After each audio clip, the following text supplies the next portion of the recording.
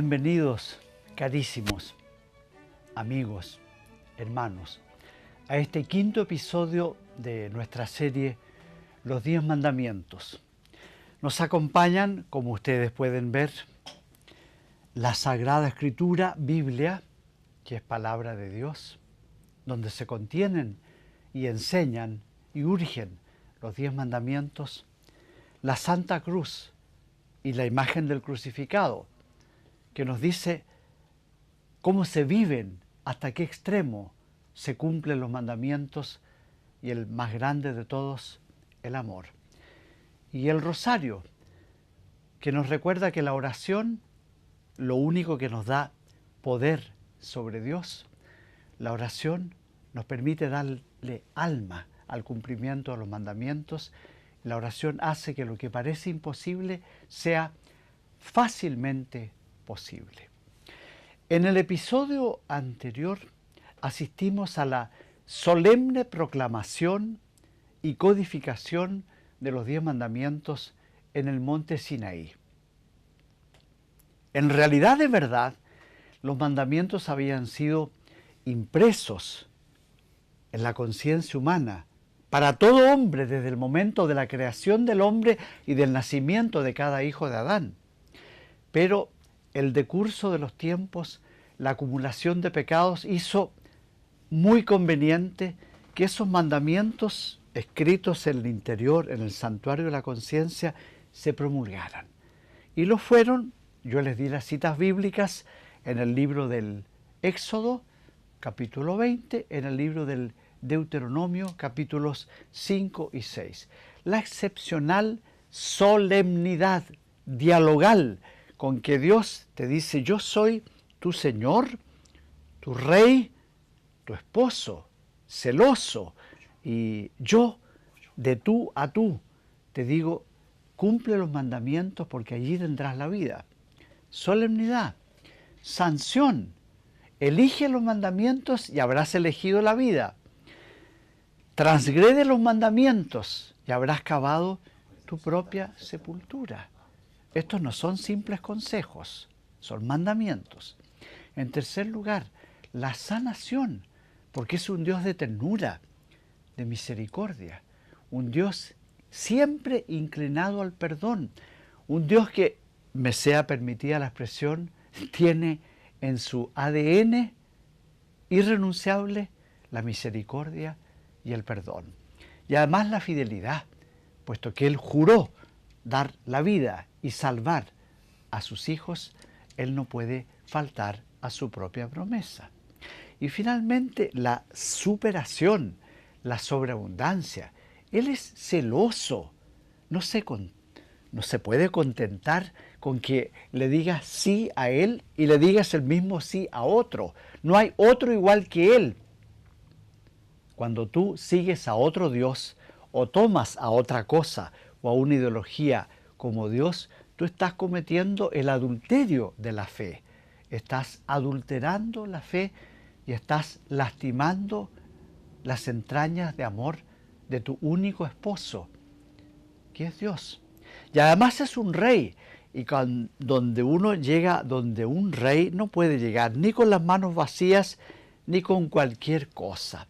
Este rey espera todo de ti, porque Él te lo da todo a ti.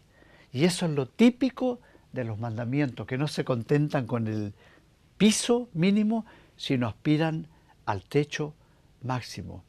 Dios odia, repugna la mediocridad y vomita literalmente la tibieza, que es lo propio del mediocre. Llega el momento ahora de detenernos ante la enunciación del primer mandamiento. Amarás al Señor tu Dios con todo tu ser. Amarás. No es un consejo, es un imperativo. Amarás al Señor tu Dios. La pregunta es, ¿y existe Dios? Esta pregunta me la tengo que hacer yo. Y se la hace naturalmente aquel que no ha tenido como yo el gratuito don y privilegio de haber recibido la fe y de los mejores maestros. Para poder obedecer a este imperativo, hay que tener primero clara conciencia de que ese Dios existe. Y de ahí viene la segunda pregunta. Cuando leemos los mandamientos nos preguntamos, ¿son solo válidos, vinculantes para los que creen en Dios? Vamos a intentar responder esta pregunta a partir de dos vías, de dos fuentes y vías que son complementarias, convergentes, que se nutren, retroalimentan recíprocamente, no tienen ninguna contradicción entre sí. Es lo que Juan Pablo II en su encíclica Fe y Razón llamaba las dos alas de la verdad. Cuando el hombre quiere remontar el vuelo hacia la verdad, tiene que apoyarse simultánea, complementariamente en dos alas. Por un lado el ala de la fe y por el otro lado el ala de la razón.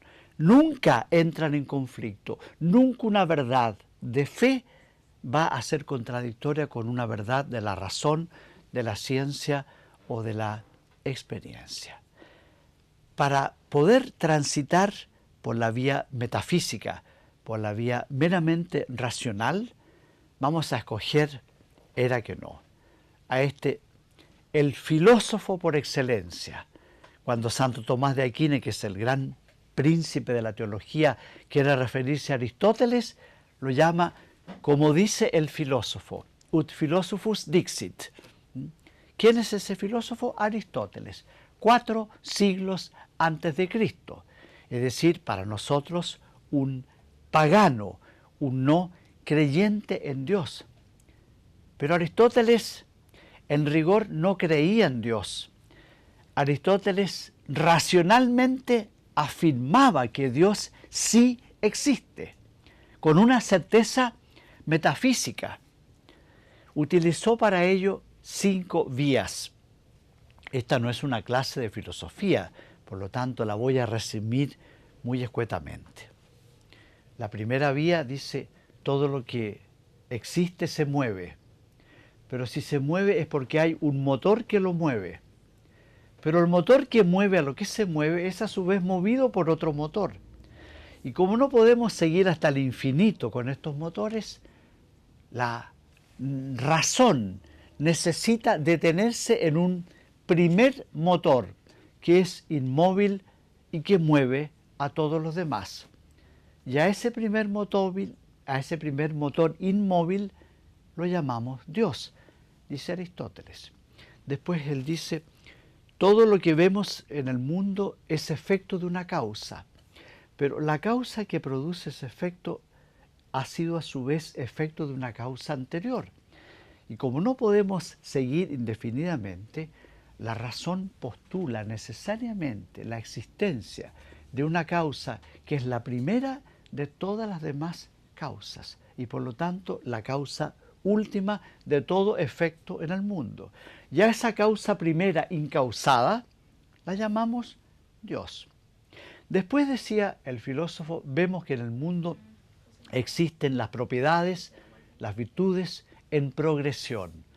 Hay distintos grados de perfección, pero los distintos grados de perfección presuponen necesariamente la existencia de alguien que condensa en sí, que es en sí toda perfección y que por lo tanto es la causa de toda perfección derivada o en grado menor. Ya esa causa de toda perfección la llamamos Dios. En cuarto lugar, decía Aristóteles, vemos que en el mundo algo existe, pero antes no existía, y después deja de existir. Esos seres son contingentes, es decir, no tienen en sí la absoluta necesidad de existir. Es decir, comenzaron a existir y después dejan de existir. Pero ello postula la absoluta necesidad de un ser que nunca dejó de existir. Porque si él dejó de existir, de la nada, nada se hace. Y si él no llegó a ser, entonces nada existiría en el mundo. Y como es obvio que en el mundo existen seres, la razón necesariamente exige que haya un ser que tiene como esencial a su definición existir siempre y ser la causa de todo lo demás que existe. Y a ese ser que necesariamente es, lo llamamos Dios. Por último, decía Aristóteles, anticipándose admirablemente a lo que hoy día es casi un lugar común, el cosmos, el universo, es una maravilla. Y esta maravilla, tanto la del macrocosmos como el microcosmos, esta maravilla que deleita a los astrónomos, a los biólogos, a los ecologistas, esta maravilla que es el universo revela necesariamente la existencia de un ser inteligente, pero supremamente inteligente, tan inteligente que los griegos, cuando buscaron un nombre para llamar al mundo, a la creación, utilizaron la palabra cosmos. ¿Les sugiere algo eso? Cosmos, cosmética. El cosmos es orden, es belleza, es armonía, es el reflejo, imagen y semejanza de un ser inteligente, un artífice supremo, exquisito, que condensa en sí toda belleza, toda sabiduría. Y a ese ser supremamente inteligente lo llamamos Dios. Ya, hemos llegado por vía metafísica, por vía puramente racional, a afirmar que sí, existe Dios. Pero entonces, ¿cuál es mi posición frente a Dios? Una cosa me queda clara: si yo existo, es porque Él me creó. ¿Cuál es entonces mi postura frente a Él? Si yo le debo mi existencia a Él que me creó, yo le debo a Él obediencia, acatamiento, es decir, adoración, es decir, tú eres todo para mí, yo sin ti no sería, y si tú retiraras tu aliento, yo volvería a la nada de la que tú me sacaste. A eso puedo llegar por vía puramente metafísica, exclusivamente racional. La pregunta es, si esa relación mía con Dios es de sumisión, obediencia, acatamiento, adoración, ¿significa que yo me defino ante Dios como un vasallo, como un siervo, como un esclavo, como un forastero, como alguien ajeno a la, si puedo decir así, la familia o familiaridad de Dios? El solo pensarlo repugna, porque a la esencia de Dios pertenece no solo la belleza, la armonía y el orden, y la verdad, sino la bondad. Dios no puede crear, eso sí que es imposible para Dios, no puede crear a otro ser simplemente para divertirse con él, para fastidiarlo, para someterlo a sus caprichos, a su indefinido arbitrio. Dios no puede crear a alguien para ejercer sobre él un dominio masoquista o sádico, más bien dicho, sádico, sí, gozarse uno en hacer sufrir al que yo he creado. La única explicación posible para que Dios me haya creado es porque me quiere, porque Él no me necesita. ¿Qué le agrego yo? ¿Cuál es el valor agregado que yo le aporto a Dios? Dios es autosuficiente. Si Dios me necesitara, ya no sería Dios. Por lo tanto, cuando Él me crea a mí, no es por indigencia suya, es por sobreabundancia. Es porque Él me quiere con amor de benevolencia y no con amor de concupiscencia. Hay una forma de amar que se llama de concupiscencia, es decir, te quiero porque el quererte a ti me conviene a mí. Pero hay un amor que se llama de benevolencia, es decir, te quiero porque el quererte a ti te hace bien a ti. Benevolencia, yo quiero tu bien, yo quiero tu felicidad, yo soy feliz. Y cuando te saco de la nada es para que tú puedas compartir mi felicidad. En consecuencia, si la única razón metafísica, racional, para que Dios te haya creado es porque Él te ama, tu postura frente al que te creó no puede ser la de un vasallo, la de un esclavo, dominado por el temor servil, repugnante a tu condición humana. Tu única postura frente a él es, y lo va a decir Aristóteles, la del amigo. Y ahora pasamos de la metafísica a la ética. Son las dos grandes obras de Aristóteles. En la ética, Ética Nicómaco, Aristóteles describe lo que un amigo hace y siente por su amigo. Y lo hace con esa magistral sencillez que cautivó literalmente al gran teólogo de la Iglesia Católica, Santo Tomás de Aquino, hasta el punto de que Tomás de Aquino, cuando en su Suma Teológica quiso explicar lo que es la caridad cristiana, la virtud teologal de la caridad, tomó como fundamento la descripción que Aristóteles hace en su Ética a Nicómaco de la amistad. ¿Qué es para Aristóteles la amistad? Y la vamos a aplicar a nuestra postura o relación frente a Dios. Aristóteles dice con magistral sencillez, un amigo quiere que su amigo exista. Un amigo quiere el bien de su amigo. Un amigo trabaja por el bien de su amigo. Un amigo conversa gratamente con su amigo, participando sus alegrías y sus tristezas recíprocamente. Se hablan y se escuchan y con eso se gozan mutuamente. Y finalmente un amigo comparte sus bienes y su destino con el amigo. Me parece difícil, creo que es imposible definir mejor la esencia de la amistad, la esencia del amor de caridad y por lo tanto la esencia de mi postura o el tipo de relación que yo debo tener ante Dios. A ese Dios que me creó por amor, a ese Dios al que yo le debo, por cierto, obediencia, disponibilidad total, adoración, a ese Dios yo no me pongo ante Él en condición de esclavo, sino en condición de amigo.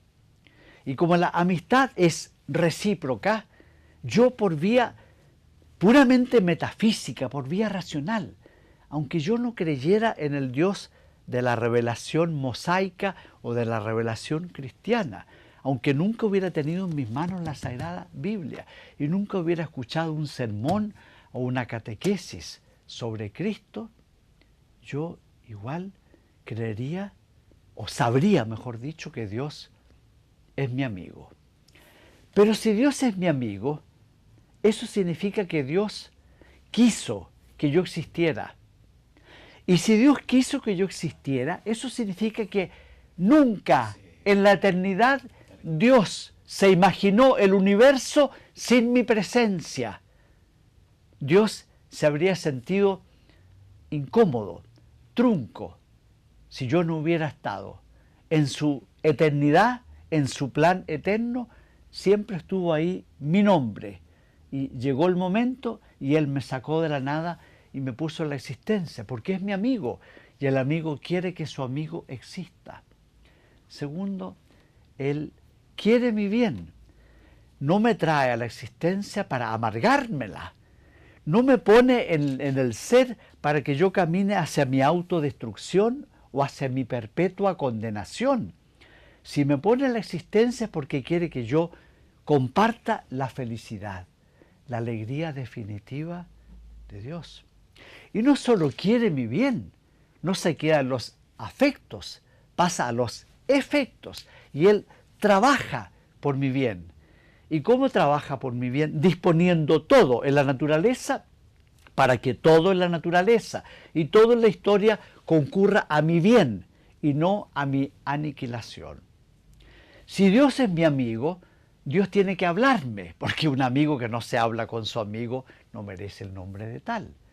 Y si me habla, Él quiere que yo le hable. Entonces nos hablamos y nos escuchamos mutuamente. Mi Dios es cercano, mi Dios es sensible, accesible, mi Dios me ve, mi Dios me escucha, mi Dios me toca. Todo eso yo lo puedo deducir por vía puramente metafísica, puramente racional. Finalmente, si Dios es mi amigo, y no puede ser otra cosa que eso, amigo mío, porque si no Dios no me habría creado, entonces todo lo que Dios tiene lo comparte conmigo.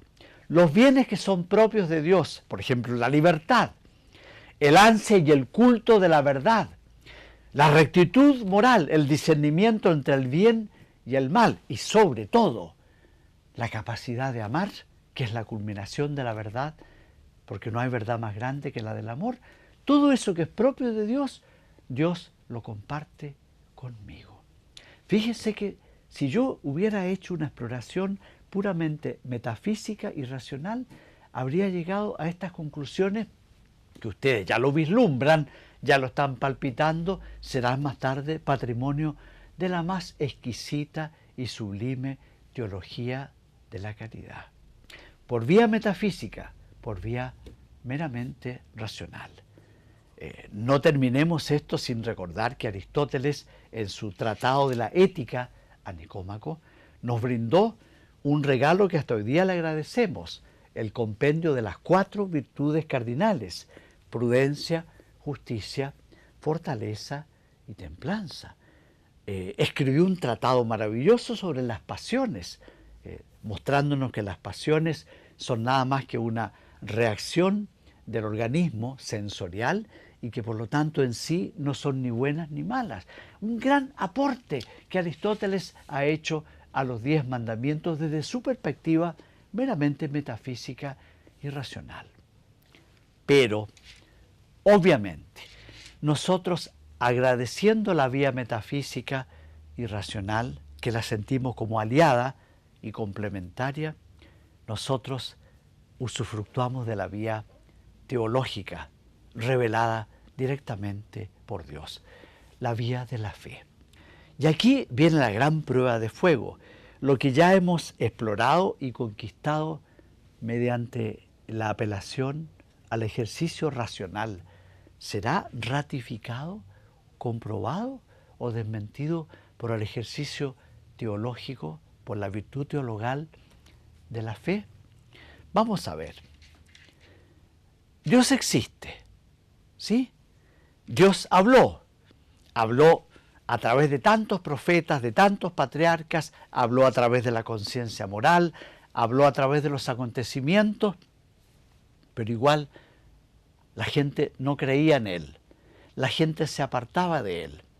Entonces, ¿qué discurrió Dios? Voy a hacerme hombre. Voy a mandar a mi Hijo para que tome carne humana, naturaleza humana, porque ya me doy cuenta, los hombres en su imperfección no tienen nada en la inteligencia que no haya pasado primero por los sentidos. Necesitan imágenes, necesitan aferrarse a algo que hayan visto, oído, tocado con sus manos. Y como lo que yo les he enviado hasta ahora parece que no ha sido suficiente, entonces les voy a mandar a mi Hijo. Porque en mi Hijo yo voy a regalarles a todos los seres humanos la imagen perfecta de lo que yo soy. Y cuando ellos me hayan visto y escuchado y tocado con sus manos en esta imagen perfecta de lo que yo soy, que es mi Hijo, entonces los hombres, al ver quién soy yo, verán también quién es el hombre. Porque el hombre es imagen y semejanza de Dios. Y cuando los hombres hayan visto a la más perfecta imagen y semejanza de Dios, al Hijo de Dios, que es tan perfecta imagen y semejanza de Dios, que cuando Felipe le pregunta a Jesucristo, muéstranos al Padre, Jesucristo le dirá, Felipe, ¿qué es eso de muéstranos al Padre?